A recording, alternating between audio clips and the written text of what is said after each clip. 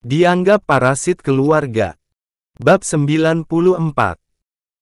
Keluar dari kamar, Sofia yang mencoba kebaya untuk acara di 4 bulan kehamilannya, tersipu. Malu-malu tapi kemayu, Sofia mencoba mencuri perhatian Kalandra yang tengah memisahkan setiap arsip yang ada di lantai sebelah pria itu berpijak. Mas, besok aku pakai kebaya ini. Liri Sofia minta diperhatikan karena Kalandra yang sedang sangat serius, sama sekali tak terusik. Walau suara terbukanya pintu kamar mandi terbilang berisik. Juga, langkah kaki Sofia yang harusnya pria itu dengar. Kalandra langsung menoleh seiring pria itu yang menjadi tersipu memandangi kehadiran sang istri. Mirip mantan, yang cantik banget. Melihat Sofia memakai kebaya putih layaknya sekarang membuat istrinya itu mirip mempelai pengantin. Mas sibuk banget, ya? Liri Sofia agak kecewa lantaran Kalandra terlihat sangat sibuk. Tangan kiri Kalandra yang tidak memegang setumpuk dokumen, terarah ke Sofia. Sini. Malam ini juga semuanya harus beres karena besok paginya, mau aku antar ke kantor. Sofia tak hanya membiarkan tangan kiri Kalandra merangkulnya karena ia juga sengaja mendekap Kalandra dari samping. Tak tanggung-tanggung, ia melakukannya menggunakan kedua tangan kemudian sampai bersandar manja di dada Kalandra. Ini sudah malam, dan ini bisa sampai besok pagi. Masih banyak gini dan yang di lantai masih numpuk, lirih Sofia. Enggak sampai pagi sih, harusnya 2 jam lagi sudah beres, yakin Kalandra yang sudah langsung kembali mengontrol setiap arsipnya kemudian menumpuknya di tumpukan berbeda.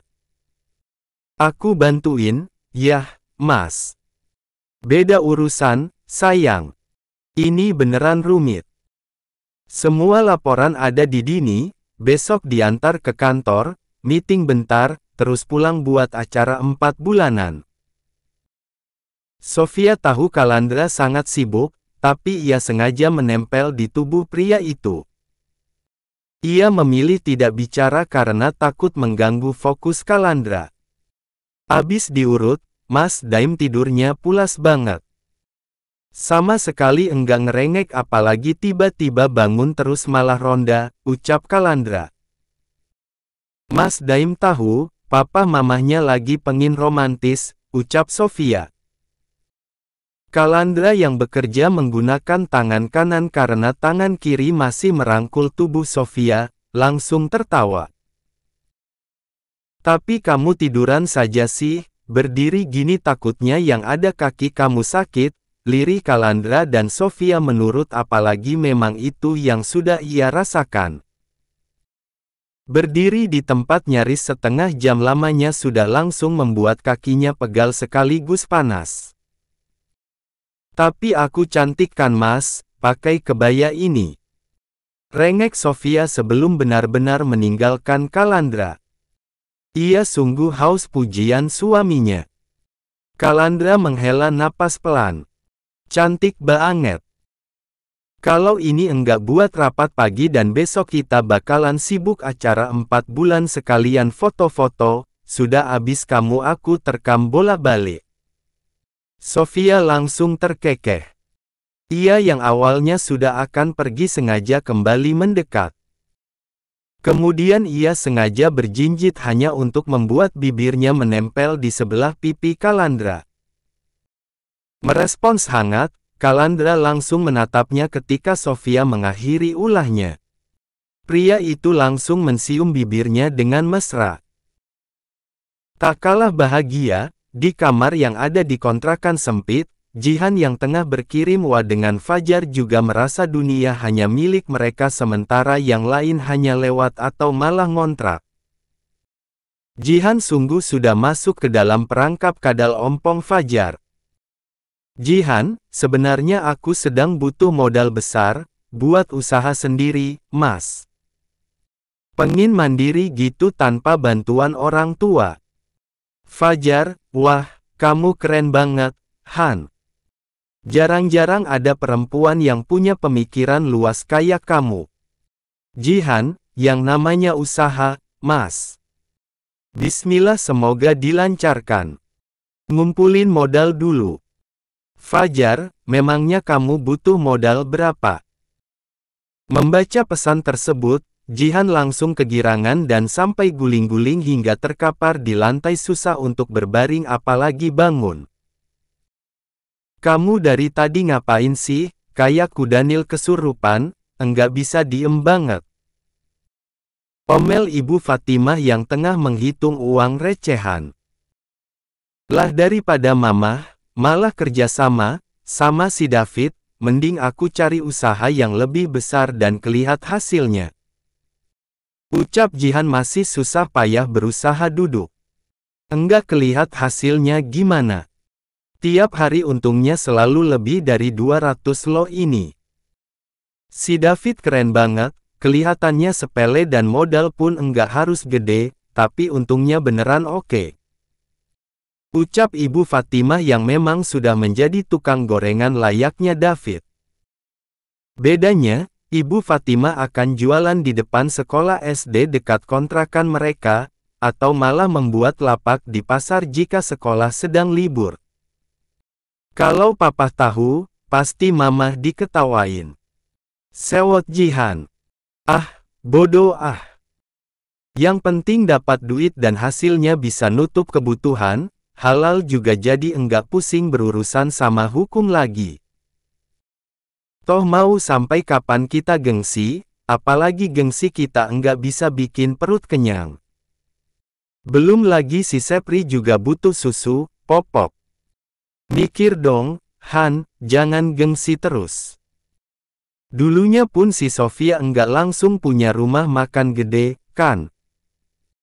Ucap Ibu Fatimah masih memasukkan setiap uang recehannya ke dalam plastik.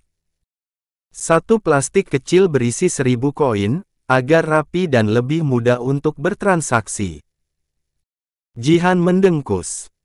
Ini aku juga lagi usaha, mah. Lihat nih, aku mau dipinjemin uang buat modal. Yang begini, yang suksesnya pasti. Lah, mamah. Yang ada mamah malah dapat suami enggak jelas kalau mamah saja sekarang jadi tukang gorengan. Paling banter ya mamah dapat tukang gorengan juga.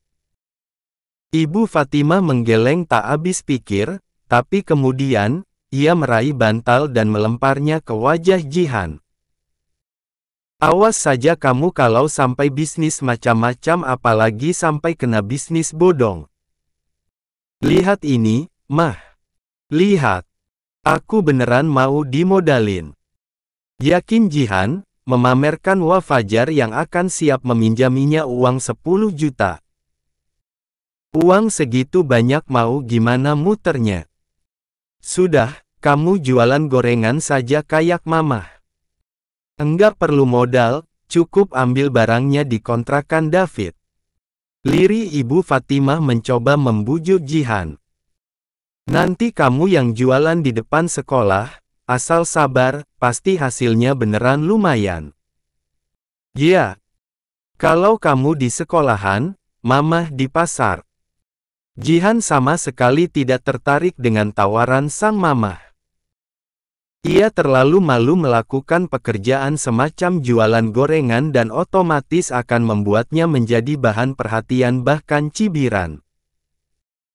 Keesokan harinya, acara 4 bulan kehamilan Sofia yang dilaksanakan di kediaman orang tua Kalandra, berjalan dengan lancar. Acara dihadiri oleh keluarga sekaligus rekan dekat. Mereka juga mengundang para tetangga untuk acara kenduri, selamatan atas kehamilan sekaligus kesehatan Sofia dan kehamilannya. Gerak-gerak terus, ucap Sofia sambil sesekali mengelus perutnya. Ia tersenyum ceria sambil menikmati kluban atau itu sayuran urap di piringnya. Abis dibacain doa, jadi makin pinter, ya. Tanya Ibu Kalsum menghampiri Sofia yang duduk di sofa panjang ruang keluarga sambil memangku Daim. Sofia langsung menatap sang mamah mertua dan makin ceria. Heboh beneran heboh, Mah. Ucapnya membagikan kebahagiaannya. Berarti mirip mbah putrinya. Balas Ibu Kalsum langsung tertawa bahagia sekaligus bangga. Sofia yang awalnya tersenyum, langsung diam bingung merasakan gerak berlebihan di dalam perutnya setelah suara Ibu Kalsum menggelegar barusan. Mah. Mah. Mereka makin aktif pas mamah ketawa kayak tadi, loh. Semacam respons keras gitu. Mereka mengenali suara mamah, apa, ya. Mendengar cerita Sofia yang heboh, Ibu Kalsum yang tengah menikmati sepiring sayur urap juga, langsung kepo.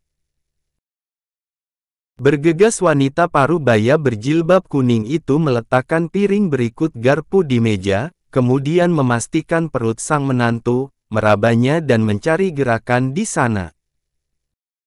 Daim sengaja Sofia dudukkan di sebelahnya guna mempermudah usaha sang mamah mertua yang langsung heboh tertawa bahagia sekaligus bangga. Ibu Kalsum terlihat sangat bahagia, apalagi biar bagaimanapun, janin yang sedang Sofia kandung akan menjadi cucu pertama keturunan asli dari Kalandra. Kalandra maupun Pasana, sampai keluar dari kamar masing-masing saking hebohnya suasana di ruang keluarga. Padahal keduanya belum lama pamit tidur setelah acara 4 bulan selesai dan semua tamu undangan pun juga sudah pulang. Kalandra dan sang papa menatap heran sekaligus khawatir istri mereka. Hanya ada 2 wanita, tapi berisiknya seperti ada demo kenaikan gaji yang dilakukan oleh ribuan karyawan. Gimana yang di perut enggak heboh? Suara Mbak Utinya saja ngalahin toak masjid sebelah, ujar Pasana memilih duduk di sofa tunggal yang ada di sebelah sofa panjang kebersamaan Sofia dan Ibu Kalsum. Ia duduk persis di dekat istrinya. Kalandra yang mesem memilih duduk di sebelah Sofia. Ia meraih Daim, memangkunya kemudian bersandar manja di bahu sang istri karena biar bagaimanapun, ia masih sangat ngantuk sekaligus lelah. Namun, ia sengaja menggunakan tangan kirinya yang tidak mendekap Daim, untuk meraba-raba perut Sofia yang tak lagi memakai kebaya.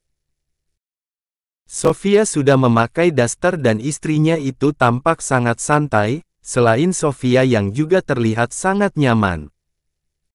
Iya, heboh. Aktif banget, ucap Kalandra masih betah meraba-raba perut istrinya apalagi yang di dalam perut sangat aktif, walau gerakan yang dihasilkan terbilang belum kuat. Besok coba USG, pastiin. Sehat enggak? Beneran 2? Enggak. Biar bisa lebih antisipasi, ucap Ibu Kalsum yang juga kembali mengelus-elus perut sang menantu. Sofia mengangguk-angguk ceria menatap mamah mertuanya. Iya, Mah. Besok ke klinik sebelah saja. Di sana juga ada USG. Kemudian ia mengalihkan tatapannya kepada sang suami yang masih terkantuk-kantuk sambil bersandar di sebelahnya. Ke rumah sakit saja biar lebih jelas. Daftar lewat WA dulu. Kalau enggak salah, jadwal USG Selasa dan Kamis, balas Kalandra. Sofia menggeleng. Ke klinik saja biar cepat. Nunggu Selasa ya masih 3 hari lagi. Kalau di klinik kan tiap hari, pagi sore. Kalandra mengangguk-angguk, menurut. Ia membiarkan Daim diambil sang mamah karena itu jauh lebih aman daripada ia yang memangku sementara ia sudah setengah sadar. Malahan tak lama kemudian, Kalandra berakhir tidur di pangkuan Sofia. Samar-samar pria itu mendengar obrolan asyik antara sang istri dengan kedua orang tuanya. Obrolan yang makin lama tak lagi ia dengar karena ia benar-benar tidur dengan pulas. Keesokan paginya, di Sabtu yang cerah, Sofia dan Calandra sudah jalan kaki menuju klinik.